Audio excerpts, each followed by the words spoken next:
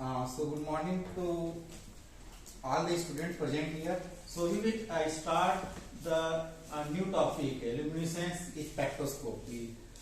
So if you will call what is the luminescence? So luminescence include the fluorescence, phosphorescence, and chemiluminescence. And we should know what is the fluorescence, what is the phosphorescence, and what is the chemiluminescence. And we should also know the principle behind the working of a luminescence spectroscopy. And so generally fluorescence is the emission of radiation from a species that has a absorbed radiation. So if you have, so this luminescence spectroscopy here it is a molecular spectroscopy, okay, where the molecules present in the sample will absorb the electromagnetic radiation and get excited, and after that it will give a luminescence light, and that luminescence light in the form of a fluorescence, phosphorescence, or a chemiluminescence. So before getting into the topic, we should know the discovery, okay, or what are the things that we are using in a daily life. So generally we know this tube light, okay. So this tube light we are using, I think, more than 20 or 30 years before.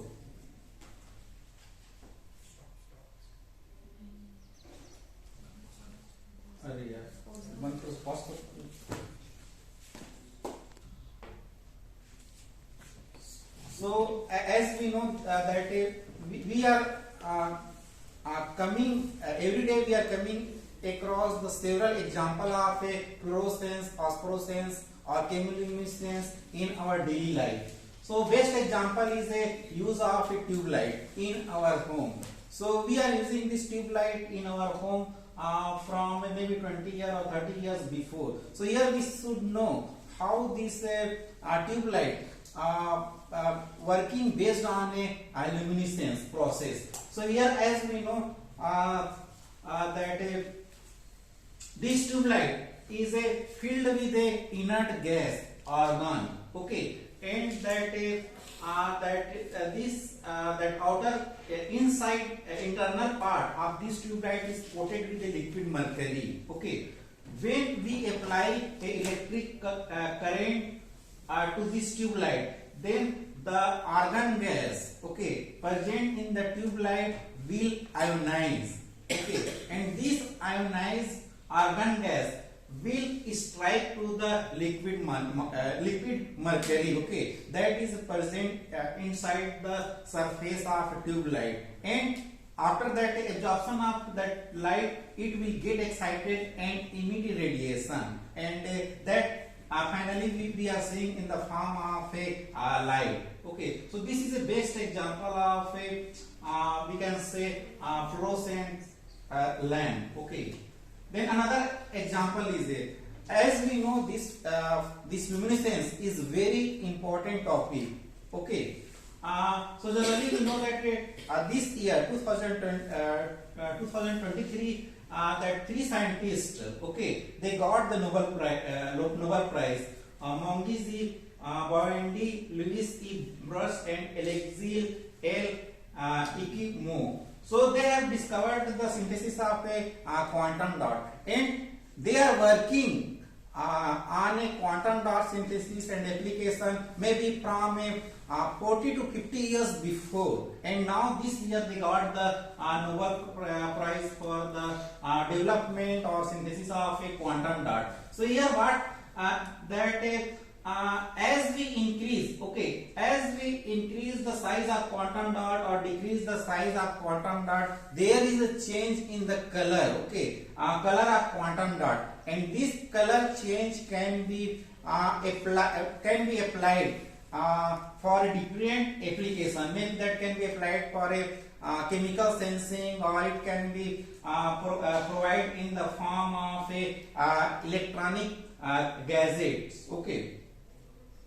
Then so in also 2024 also got the Nobel Prize for the they have a super resolution fluorescence microscope. So they have developed a instrument and that work based on the fluorescence light, and they have got the Nobel Prize in this field.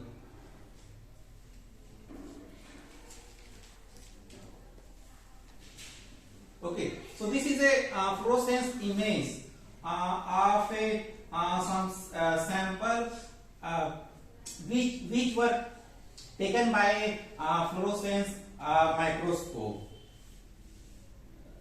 Then so in that there is also development of some blue LED. Okay, so there were no blue LED was developed. So they have developed.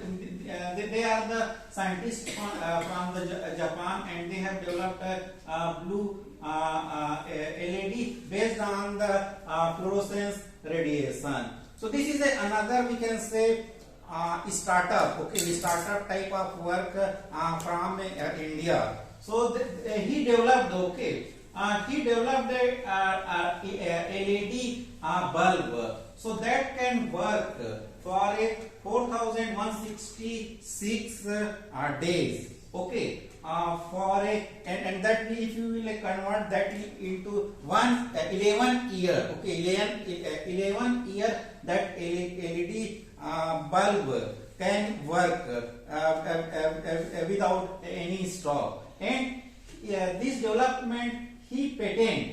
Okay, and for this, so he patent in some.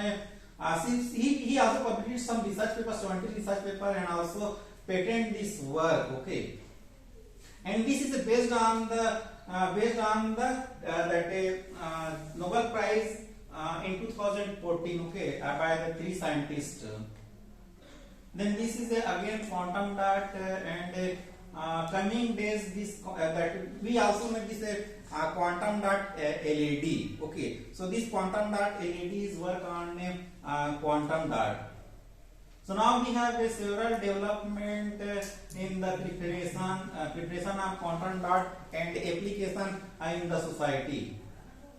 So before, okay, so that are about the several recent development and application in the society. Now we will see the actual history of this quantum dot. Okay, so first in 1845, this quantum dot of this fluorescence started in the year 1845.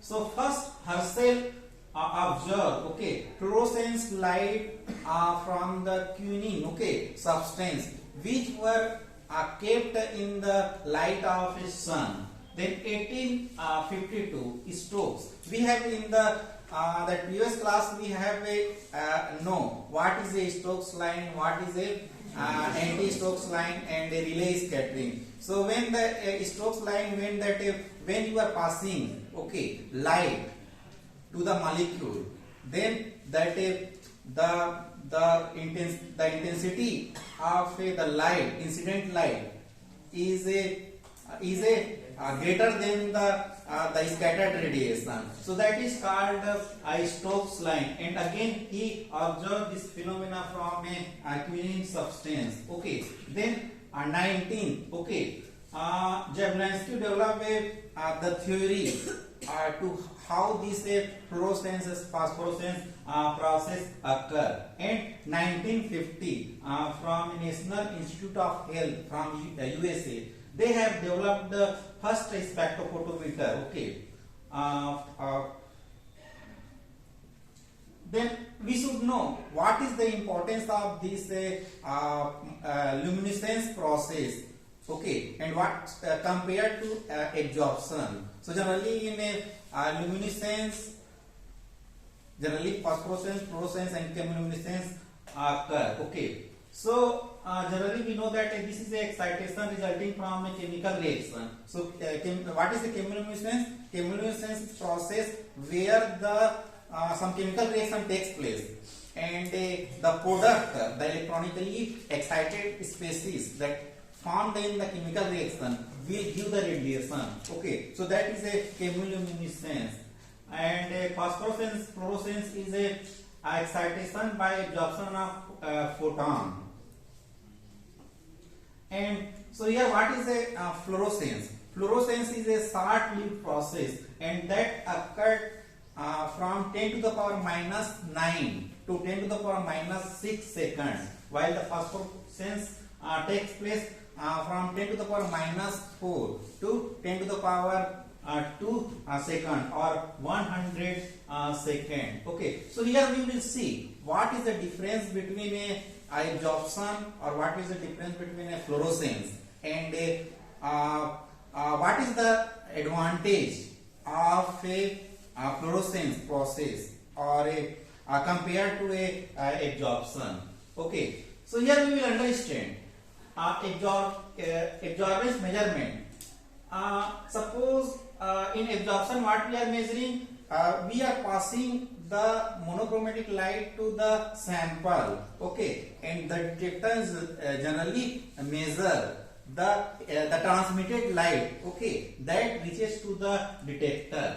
Okay, so and also we know that the transmittance light is indirectly proportional to the absorption. Suppose there is a 100% transmission of light, so there will be a zero absorbance. Okay, and suppose 99% that light is transmitted to the detector. Okay, then if you will calculate the absorbance, then it will come around 0.004. Okay, 0.004, and the 004 there is a chance of a error, okay, in the instrument, and that is not authentic, okay, for the measurement purpose. So that time this 0.004 absorbance from the solution is not acceptable. Then that time this fluorescence process is very important, because we can absorb the fluorescence radiation from a sample of a 1% molecule. Okay, suppose in your sample 1% molecule is present, so we can absorb the fluorescence process. But in the case of if you want to measure the absorbance for 1% molecule, it is very negligible absorbance. Okay, negligible absorbance. And here the sensitivity. So in instrument the sensitivity is a very important factor. So there is an increase 3 to 5 factors or order. There is an increase in the sensitivity compared to the absorption spectroscopy. So these are the importance, okay, and also the selectivity. Selectivity for detection of a particular element or a compound from a sample is more compared to a UV visible spectroscopy, we can say. So in luminescence process, generally in a absorption spectroscopy, we are passing the incident radiation to the sample, and we are measuring the transmitted light, where the detector is kept 180 degree to the incident light, okay, 180 degree. But in the case of a molecular luminescence spectroscopy, so we have a incident radiation, and in a molecular luminescence spectroscopy we are measuring generally scattered radiation, okay, scattered radiation, and where the detector, okay, kept perpendicular to the incident radiation, okay, and in absorption spectroscopy we are keeping the detector 180 degree, okay, to the incident radiation, or we can putting the detector in the path of a incident radiation.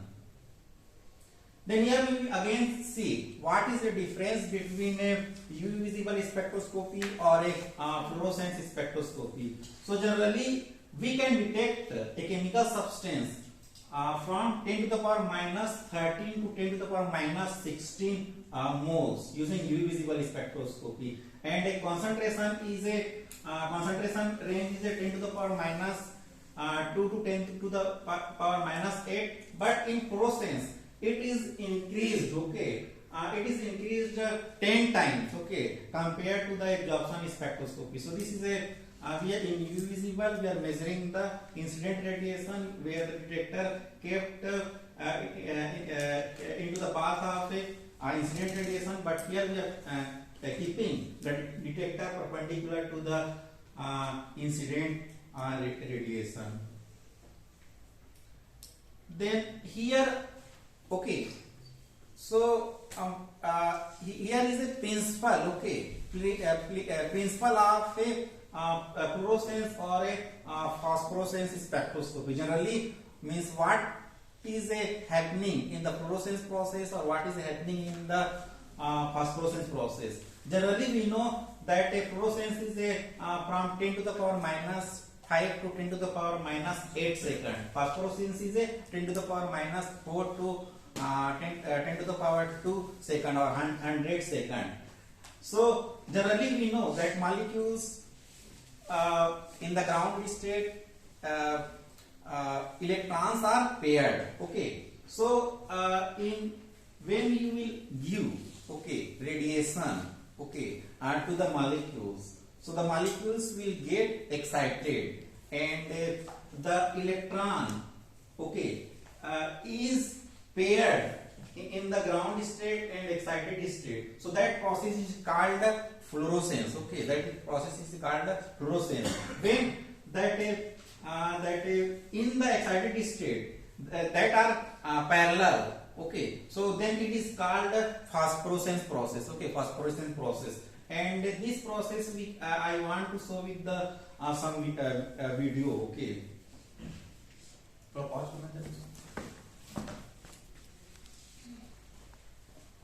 So in this video we can under the process of fluorescence and phosphorescence. Let's start a video on analytical instrumentation. In the current video, we will be going through the basics of fluorescence and phosphorescence. So before starting with the basics, let us understand some terms. We all know that the electrons present in the atom have a specific spin associated with them. These electrons pair themselves with electrons having spins opposite to theirs. As a result, the net spin of the pair of electrons is zero. When the electrons are paired with electrons having opposite spins, they are said to be in a singlet state. However, certain times arise when both the paired electrons have same spin associated with them. Such a state is called a triplet state.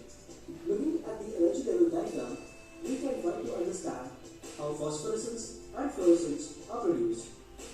The energy level diagram helps one understand the production of fluorescence or phosphorescence. As seen in the diagram, there are different energy states. In the ground state of molecules, the molecular energies are constant and possess minimum value. When external radiations or EMR fall on the molecule, it absorbs the energy from external EMR. Due to this absorption, an electronic transition takes place, and molecules transition to higher electronic states, like second electronic singlet state or first electronic singlet state, as depicted in the diagram. It should be noted that electronic transitions will occur only for specific molecules and only when bombarded with specific values of EMR. This is because only radiation of a specific wavelength and energy is absorbed by characteristic structure.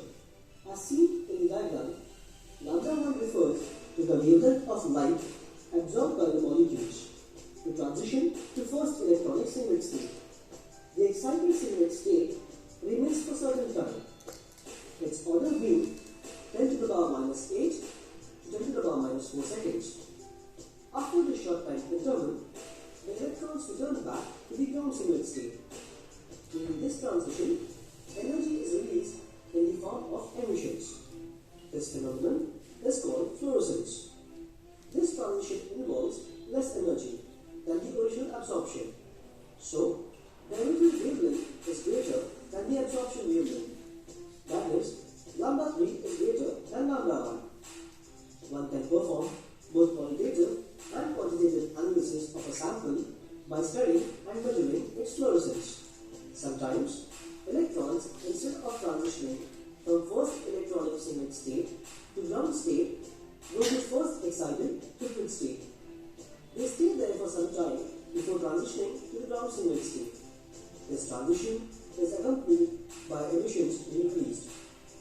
This phenomenon is called phosphorescence. Even phosphorescence helps one perform analysis of an analyte. Fluorescence is immediate emissions of absorbed radiations, whereas phosphorescence is delayed release of absorbed EMR. Now let us try to understand the principle of fluorescence measurement. Again, we can refer to the diagram shown here. As seen, the detector is placed perpendicular to the light path of emitted source. The analyte is placed in the cavity. These instruments are employed with multiple filters or monochromators. One filter is placed between light source and analyte. This filter helps to achieve a good monochromatic beam of a particular wavelength that will be absorbed by the analyte. The second filter is placed